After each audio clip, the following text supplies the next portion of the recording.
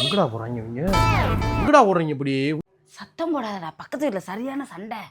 என்னடி சண்டை?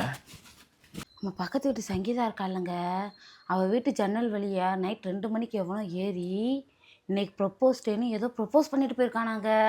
அப்புறம் இதில் கொடுமை என்ன தெரியுமாங்க, வெளிநாட்டுக்கு போனா அவள் புருஷன் நேற்று மத்தியானமே வீட்டுக்கு வந்துட்டானா.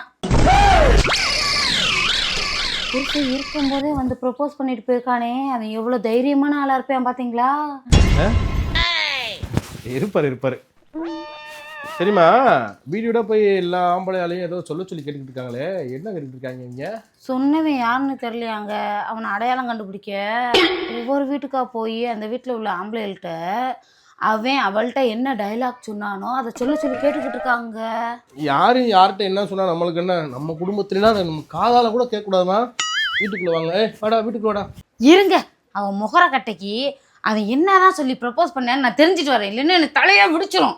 என்ன நைட் அவங்க வீட்டில் என்ன சொன்னாங்கன்னு தெரியணும், அவ்வளோதானே? சங்கீதா ப்ரொப்போஸ் எதுமா நைட்டு 2 மணிக்கு பிசாசு மாதிரி இந்த பிசாசு வந்து ப்ரொப்போஸ் பண்ணதே இது ஒரு புறம்போக்குன்னு மட்டும் நினச்சிடாதம்மா. இந்த புறம்போக்கு நிலத்துல பட்டா போட்டு கொடுத்ததே உனக்கு தான். அந்த பட்டா நிலத்துல உன் புருஷன் வீடு கட்டிட்டு வெளிநாடு போயிட்டான். அந்த பாலடைஞ்சு வீட்டுக்குள்ள வெள்ளை அடிக்கனாலும் பரவாயில்ல, நான் வேடிக்கை பார்க்காத வரலாமா? இது எக்காரணத்தை கொண்டு வெளிநாட்டில் இருக்க உன் புருஷன்கிட்ட சொல்லிடாதமான்னு சொல்லியிருப்பேன். ஆனா அதை புருஷன்கிட்டயே சொல்லியிருப்பேன். அதை பாவப்பட்ட ஜீவனுக்கு தெரியாம போச்சப்பா. அப்படியே சொன்ன? ஆமா, அது அப்புறம் உனக்கு தெரியும்? சொன்னதே அவர்தான்.